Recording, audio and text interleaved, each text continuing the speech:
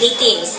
At syempre sa lahat ng mga regular member, maraming salamat sa suporta. Salamat Francis sa pagbibigay daan na dito ganapin ang ating gift giving at simpleng Christmas na gathering.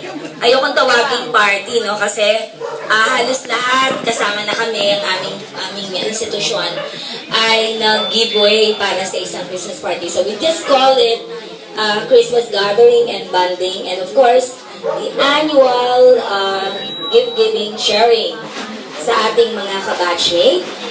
Pinagpapauna ko na rin ang taus-pusong pasasalamat in behalf of all the officers and active members and bona fide members of March 71 sa lahat ng nagbigay ng kanilang tulong para muling maisakatuparan sa ikatlong pagkakataon ang ating pagbabahagi ng munting regalo para mapasaya ang lahat. Maraming salamat sa pagdalo.